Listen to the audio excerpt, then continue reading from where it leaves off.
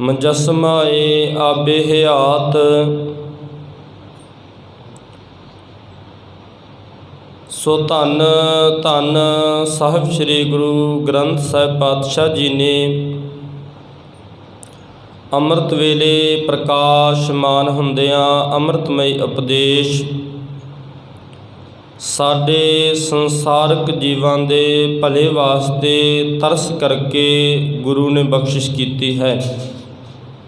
ਸੋ ਆਪ ਸਰਬੱਤ ਸੰਗਤਾਂ ਨੇ ਸਤਿਗੁਰਾਂ ਦੇ ਪਾਵਨ ਉਪਦੇਸ਼ ਨੂੰ ਗੁਰੂ ਕੇ ਪਾਵਨ ਪਵਿੱਤਰ ਅਸਥਾਨ ਸਤਿਗੁਰਾਂ ਦੀ ਅਗੰਮੀ ਗੋਦ ਅੰਦਰ ਜੁੜ ਬੈਠ ਕੇ ਬੜੇ ਟਿਕਾਓ ਇਕਾਗਰਤਾ ਦੇ ਨਾਲ ਗੁਰ ਉਪਦੇਸ਼ ਨੂੰ ਸਰਵਣ ਕੀਤਾ ਹੈ।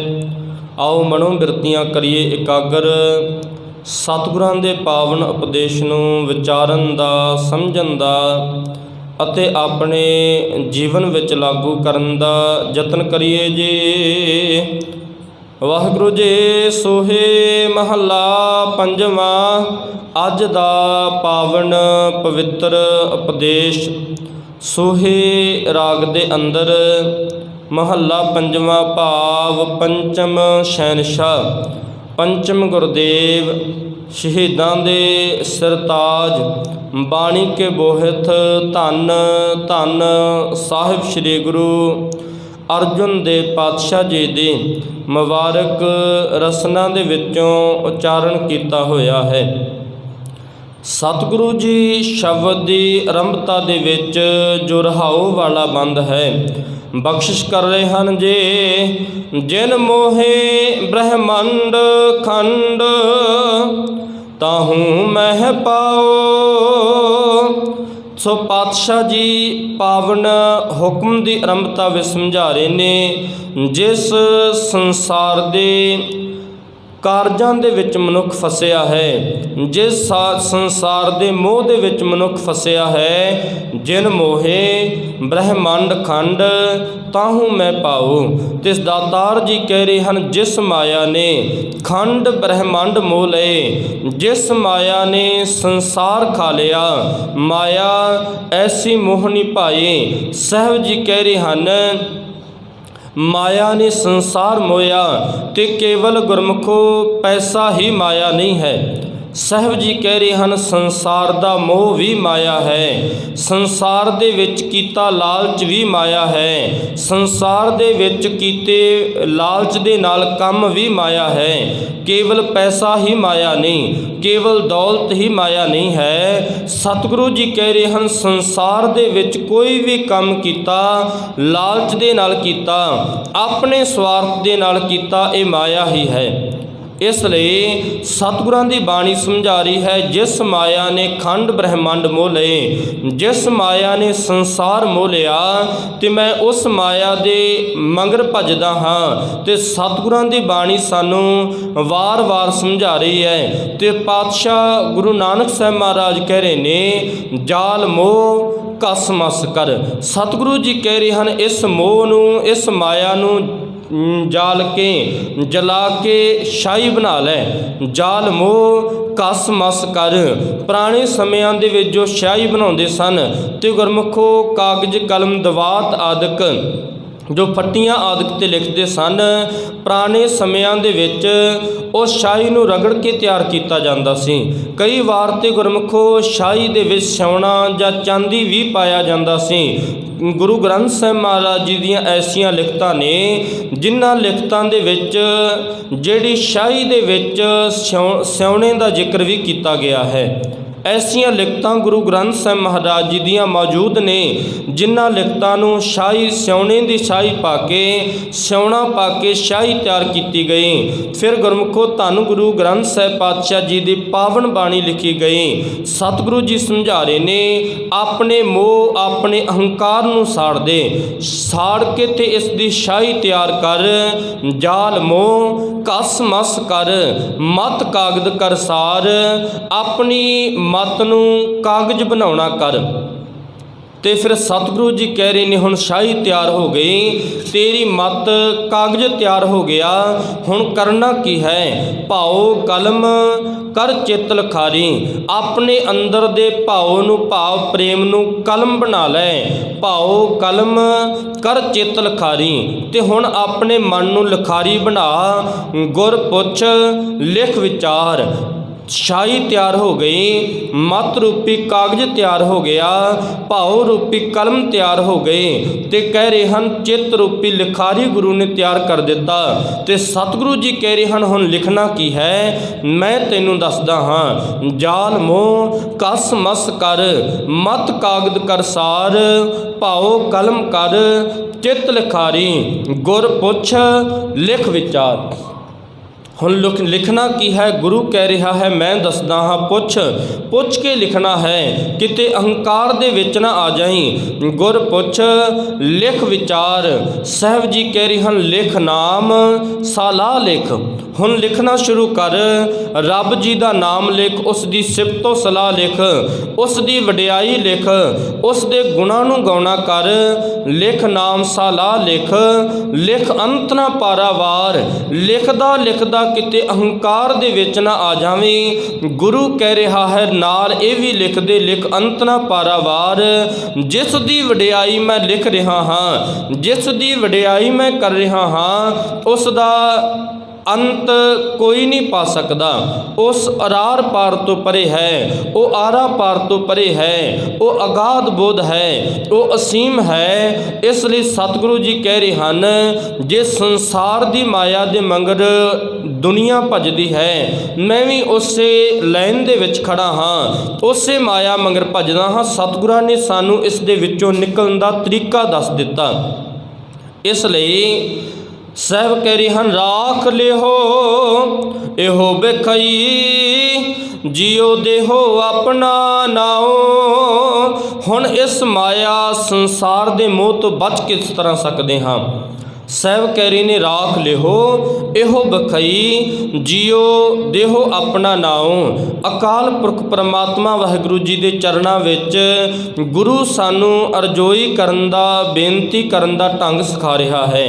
ਰਾਖ ਲਿਓ ਇਹੋ ਬਖਈ, ਬਖਈ ਤੋਂ ਭਾਵ ਜ਼ਹਿਰ, ਮਾਇਆ ਰੂਪੀ ਜ਼ਹਿਰ ਦੇ ਵਿੱਚੋਂ ਸਾਨੂੰ ਬਚਾਉਣਾ ਕਰੋ।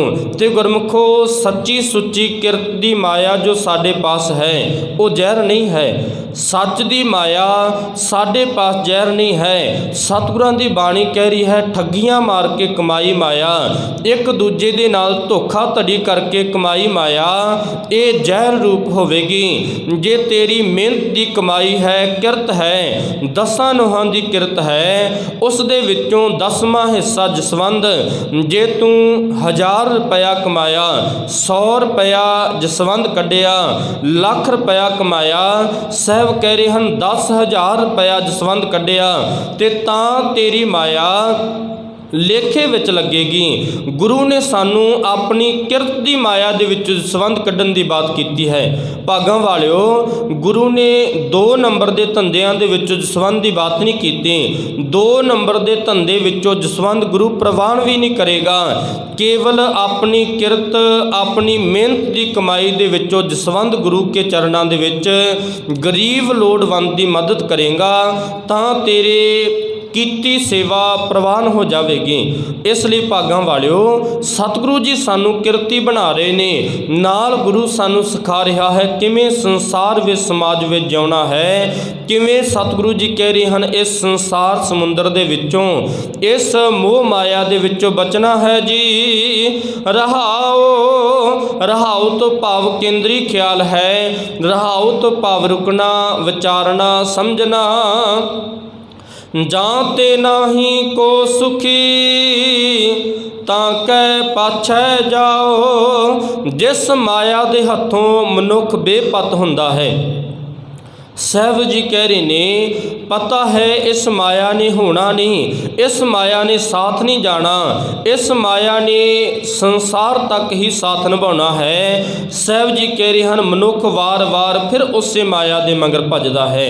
ਪਤਾ ਹੈ ਜੋ ਮਾਇਆ ਕੇਵਲ ਸੰਸਾਰਕ ਸਹੂਲਤਾਂ ਦੇ ਸਕਦੀ ਹੈ, ਮਾਇਆ ਸੰਸਾਰ ਦੇ ਵਿੱਚ ਨਾਮ ਖਟਾ ਸਕਦੀ ਹੈ, ਪਰ ਗੁਰਮੁਖੋ ਜੇ ਮਨੁੱਖ ਨੂੰ ਵੇਖੋ ਕੁਝ ਚੀਜ਼ਾਂ ਮਾਇਆ ਦੇ ਨਾਲ ਖਰੀਦ ਸਕਦਾ ਹੈ। ਮਨੁੱਖ ਚੰਗਾ ਬਿਸਤਰਾ, ਚੰਗਾ ਆਸਨ ਮਾਇਆ ਦੇ ਨਾਲ ਖਰੀਦ ਲਵੇਗਾ, ਪਰ ਗੁਰਮੁਖੋ ਨੀਂਦ ਨਹੀਂ ਖਰੀਦੀ ਜਾ ਸਕਦੀ। ਮਨੁੱਖ ਸੰਸਾਰ ਦੇ ਵਿੱਚ ਚੰਗਾ ਮਹਿਲ, ਚੰਗਾ ਘਰ ਖਰੀਦ ਲਵੇਗਾ, ਪਰ ਰੱਬ ਜੀ ਦਾ ਨਾਮ ਨਹੀਂ ਖਰੀਦਿਆ ਜਾ ਸਕਦਾ। ਆਪਣੇ ਘਰ ਪੈਸੇ ਲਗਾ ਕੇ ਅਨੇਕਾਂ ਮਹਿੰਗੇ ਪਾਠ ਕਰਾ ਸਕਦਾ ਹੈ। ਅੱਜ ਕੱਲ੍ਹ ਜੋ ਬਾਬਿਆਂ ਨੇ ਚਲਾਏ ਨੇ, ਆਹ ਪਾਠ ਦੀ ਇਤਨੀ ਭੇਟਾ, ਆਹ ਪਾਠ ਦੀ ਇਤਨੀ ਭੇਟਾ, ਅੱਜ ਕੱਲ੍ਹ ਤੇ ਐਸਾ ਸਮਾਂ ਚਲਾ ਦਿੱਤਾ, ਆਨਲਾਈਨ ਵੀ ਕਹਿੰਦੇ ਪਾਠ ਕਰ ਦਿੰਦੇ ਹਾਂ। ਤੇ ਗੁਰਮੁਖੋ ਸਤਿਗੁਰਾਂ ਦੇ ਜਿਤਨਾ ਸਮਾਂ ਅਸੀਂ ਚਰਨਾਂ ਵਿੱਚ ਨਹੀਂ ਬੈਠਾਂਗੇ, ਗੁਰੂ ਕੀ ਬਾਣੀ ਆਪ ਨਹੀਂ ਸੁਣਾਂਗੇ, ਇਕਾਗਰਤਾ ਦੇ ਨਾਲ ਗੁਰੂ ਕੇ ਦਰ ਤੇ ਜੁੜ ਕੇ ਨਹੀਂ ਬੈਠਾਂਗੇ, ਗੁਰੂ ਕੀ ਬਾਣੀ ਦਾ ਇੱਕ ਇੱਕ ਅੱਖਰ ਗੁਰਮੁਖੋ ਸਾਡੇ ਅੰਦਰ ਨੂੰ ਸਵੱਛ ਕਰਨ ਵਾਲਾ ਹੈ, ਸਾਡੇ ਅੰਦਰ ਦੀ ਮੈਲ ਨੂੰ ਧੋਣ ਵਾਲਾ ਹੈ। ਸਾਹਿਬ ਜੀ ਕਹਿ ਰਹੇ ਹਨ, ਇਸੇ ਲਈ ਆਪ ਬਾਣੀ ਨੂੰ ਪੜ੍ਹਨਾ ਕਰ, ਵਿਚਾਰਨਾ ਕਰ, ਸਮਝਣਾ ਕਰ। ਸਭ ਤੋਂ ਵਡਮੁੱਲੀ ਬਾਤ ਬਾਣੀ ਪੜ੍ਹ ਸੁਣ ਵਿਚਾਰ ਕੇ ਜੀਵਨ ਵਿੱਚ ਲਾਗੂ ਕਰਨਾ ਹੈ। ਤੇ ਗੁਰਮੁਖੋ ਬਾਬਿਆਂ ਨੇ ਸਾਨੂੰ ਮੈਜਿਕ ਦੇ ਨਾਲ ਜੋੜ ਦਿੱਤਾ, ਆ ਤਵੀਤ ਲੈ ਜਾ, ਆ ਧਾਗਾ ਲੈ ਜਾ, ਤੇਰਾ ਆ ਕੰਮ ਹੋ ਜਾਵੇਗਾ, ਇਤਨੇ ਪੈਸੇ ਦੇ, ਮੈਂ ਤੇਰਾ ਬੰਨਣ ਕਰ ਦਿੰਦਾ ਹਾਂ, ਮੈਂ ਤੇਰੇ ਜੀਵਨ ਦੇ ਵਿੱਚੋਂ ਆ ਦੁੱਖ ਖਤਮ ਕਰ ਦਿਆਂਗਾ। ਸਤਿਗੁਰਾਂ ਨੇ ਸਾਨੂੰ ਲੌਜਿਕ ਦੇ ਨਾਲ ਜੋੜਿਆ, ਇਹ ਬੰਦੇ ਇਸ ਦੁੱਖ ਦੀ ਘੜੀ ਵਿੱਚੋਂ, ਇਸ ਮਾੜੇ ਸਮੇਂ ਵਿੱਚੋਂ ਤੂੰ ਆਪ ਨਿਕਲ ਸਕਦਾ ਹੈ। ਗੁਰੂ ਗਿਆਨ ਸਦਕਾ ਸਾਡਾ ਮਨ ਬਲਵਾਨ ਕਰ ਰਿਹਾ ਹੈ, ਗੁਰੂ ਗਿਆਨ ਦੁਆਰਾ ਸਾਨੂੰ ਮੱਤ ਦੇ ਰਿਹਾ ਹੈ, ਗੁਰੂ ਦੁਆਰੇ ਹੋਏ ਸੋਝੀ ਪਾਏ ਸੀ। ਗੁਰੂ ਮੈਜਿਕ ਦੇ ਨਾਲ ਨਹੀਂ, ਭਾਗਾਂ ਵਾਲਿਓ, ਗੁਰੂ ਸਾਨੂੰ ਲੌਜਿਕ ਦੇ ਨਾਲ ਜੋੜ ਰਿਹਾ ਹੈ, ਗੁਰੂ ਸਾਨੂੰ ਤੱਤ ਦੇ ਨਾਲ ਜੋੜ ਰਿਹਾ ਹੈ। ਪਾਤਸ਼ਾਹ ਜੀ ਕਹਿ ਰਹੇ ਹਨ, ਖੋਜਤ ਖੋਜਤ ਤਤ ਵਿਚਾਰਿਓ ਦਾਸ ਗੋਬਿੰਦ ਪਰਾਇਨ। ਇਹ ਤੱਤ ਨੂੰ ਪਾਵੇਂਗਾ ਕਿਵੇਂ? ਜਦੋਂ ਗੁਰੂ ਕੀ ਬਾਣੀ ਨੂੰ ਖੋਜੇਗਾ, ਆਪਣੇ ਅੰਦਰ ਵਿੱਚੋਂ ਵਿਚਾਰ ਕਰੇਗਾ, ਗੁਰੂ ਕੀ ਬਾਣੀ ਨੂੰ ਵਿਚਾਰ ਕੇ ਅੰਦਰ ਵਸਾਵੇਂਗਾ। ਖੋਜਤ ਖੋਜਤ ਤਤ ਵਿਚਾਰਿਓ ਦਾਸ ਗੋਬਿੰਦ ਪਰਾਇਨ। ਫਿਰ ਗੁਰੂ ਕੇ ਚਰਨਾਂ ਦਾ ਭੌਰਾ ਬਣ ਸਕਦਾ ਹੈ ਜੇ ਸਤਿਗੁਰਾਂ ਦੀ ਬਾਣੀ ਨੂੰ ਵਿਚਾਰ ਕੇ ਜੀਵਨ ਵਿੱਚ ਲਾਗੂ ਕਰ ਲਵੇਂ। ਤੇ ਗੁਰਮੁਖੋ ਵਿਚਾਰ ਚੱਲ ਰਹੀ ਸੀ, ਪਾਤਸ਼ਾਹ ਜੀ ਕਹਿ ਰਹੇ ਨੇ, ਜਾਂ ਤੇ ਨਾਹੀ ਕੋ ਸੁਖੀ ਤਾਂ ਕਹਿ ਪਾਛੈ ਜਾਓ।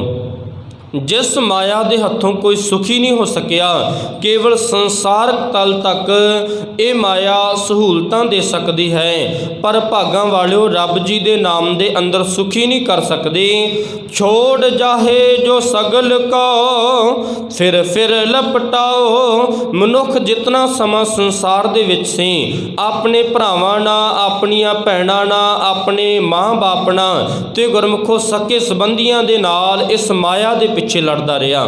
ਕਈ ਵਾਰ ਤੇ ਵੱਟਾਂ ਦੇ ਰੌਲਿਆਂ ਦੇ ਪਿੱਛੇ ਸਿਰ ਪਾੜ ਜਾਂਦੇ ਨੇ। ਸਤਿਗੁਰਾਂ ਦੀ ਬਾਣੀ ਕਹਿ ਰਹੀ ਹੈ, ਇਹ ਮਾਇਆ ਹੀ ਹੈ। ਸੰਸਾਰ ਦੇ ਵਿੱਚ ਮਨੁੱਖ ਓੜੇ ਪਿੱਛੇ ਲੜਦਾ ਹੈ, ਸੰਸਾਰ ਦੇ ਵਿੱਚ ਮਨੁੱਖ ਮਾਇਆ ਦੇ ਪਿੱਛੇ ਲੜਦਾ ਹੈ, ਪਰ ਸਾਹਿਬ ਕਹਿ ਰਹੇ ਹਨ, ਚੇਤਾ ਰੱਖ, ਛੋੜ ਜਾਹੇ ਜੋ ਸਗਲ ਕੋ। ਕਹਿਣ ਲੱਗੇ ਇਹ ਮਾਇਆ ਸਾਥ ਛੱਡਣ ਵਾਲੀ ਹੈ।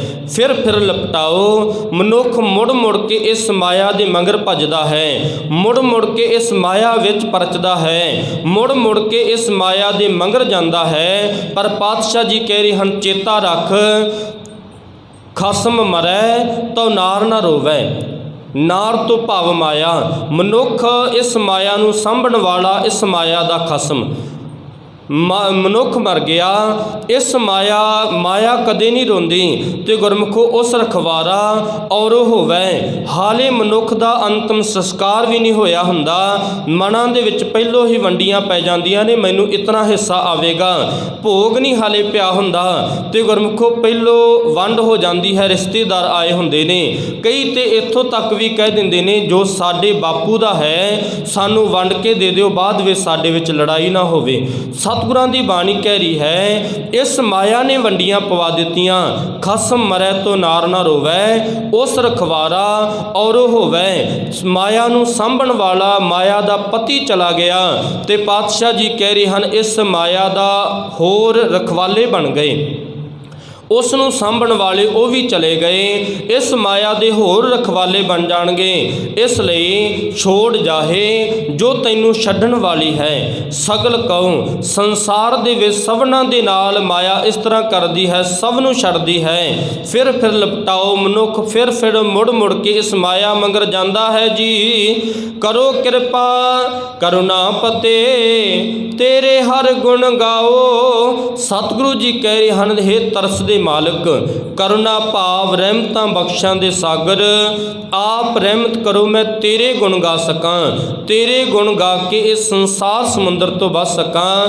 ਨਾਨਕ ਕੀ ਪ੍ਰਭ ਬੇਨਤੀ, ਸਾਧ ਸੰਗ ਸਮਾਓ। ਪਾਤਸ਼ਾਹ ਜੀ ਕਹਿ ਰਹੇ ਹਨ, ਸੰਗਤ ਵਿੱਚ ਆ ਕੇ ਤੈਨੂੰ ਇਹ ਸਮਝ ਆ ਜਾਵੇਗੀ, ਸੰਗਤ ਵਿੱਚ ਆ ਕੇ ਤੇਰੇ ਤੇ ਬਖਸ਼ਾਂ ਹੋ ਜਾਣਗੀਆਂ, ਸੰਗਤ ਵਿੱਚ ਆ ਕੇ ਸੰਸਾਰ ਸਮਾਜ ਅੰਦਰ ਰਹਿਣਾ ਜਿਉਣਾ ਸਿੱਖ ਲਵੇਂਗਾ, ਸੰਗਤ ਵਿੱਚ ਆ ਕੇ ਗੁਰੂ ਕੀ ਸੰਗਤ ਦੇ ਵਿੱਚੋਂ ਗਿਆਨ ਪ੍ਰਾਪਤ ਹੋ ਜਾਵੇਗਾ। ਤੇ ਨਾਨਕ ਪੰਚਮ ਨਾਨਕ ਕਹਿ ਰਹੇ ਨੇ, ਨਾਨਕ ਕੀ ਪ੍ਰਭ ਬੇਨਤੀ। ਤੇ ਦਾਤਾ ਜੀ ਕਹਿ ਰਹੇ ਹਨ, ਹੇ ਅਕਾਲ ਪੁਰਖ ਜੀ, ਮੇਰੀ ਨਾਨਕ ਦੀ ਤੁਹਾਡੇ ਚਰਨਾਂ ਦੇ ਵਿੱਚ ਨਿਮਰਤਾ ਦੇ ਨਾਲ ਬੇਨਤੀ ਹੈ, ਸਾਧ ਸੰਗ ਸਮਾਓ, ਮੈਂ ਤੇਰੀ ਸੰਗਤ ਦੇ ਵਿੱਚ ਸਮਾ ਜਾਵਾਂ, ਤੇਰੀ ਸੰਗਤ ਸਦਕਾ ਤੇਰੇ ਵਿੱਚ ਅਭੇਦ ਹੋ ਜਾਵਾਂ। ਤੇ ਪਾਤਸ਼ਾਹ ਜੀ ਬਾਣੀ ਦੁਆਰਾ ਸਾਨੂੰ ਜੀਵਨ ਜਿਉਣ ਦਾ ਢੰਗ ਸਿਖਾ ਰਹੇ ਨੇ, ਸੰਗਤ ਵਿੱਚ ਆ ਕੇ ਸਾਨੂੰ ਸਿੱਖਿਆ ਮਿਲੇਗੀ। ਇਸ ਲਈ ਵੱਧ ਤੋਂ ਵੱਧ ਸੰਗਤਾਂ ਸਤਿਗੁਰਾਂ ਦੇ ਪਾਵਨ ਚਰਨਾਂ ਵਿੱਚ ਆ ਕੇ ਜੁੜਿਆ ਕਰੋ, ਤਾਂ ਕਿ ਗੁਰਮੁਖੋ ਗੁਰੂ ਕੇ ਚਰਨਾਂ ਵਿੱਚੋਂ ਸਿੱਖਿਆ ਲੈ ਕੇ ਆਪਣੇ ਜੀਵਨ ਨੂੰ ਸਫਲ ਬਣਾ ਸਕੀਏ। ਸਤਿਗੁਰੂ ਜੀ ਰਹਿਮਤ ਕਰਨ। ਗੁਰ ਹੁਕਮ ਦੇ ਸੰਖੇਪ ਜੀ ਵਿਚਾਰ ਕਰਦਿਆਂ ਅਨੇਕਾਂ ਪ੍ਰਕਾਰ ਦੀਆਂ ਤਰੁੱਟੀਆਂ ਰਹਿ ਗਈਆਂ ਹੋਣਗੀਆਂ, ਆਪ ਸਰਬਤ ਸੰਗਤਾਂ ਬਖਸ਼ਣਯੋਗ ਹੋ ਜੀ ਬਖਸ਼ ਲੈਣਾ।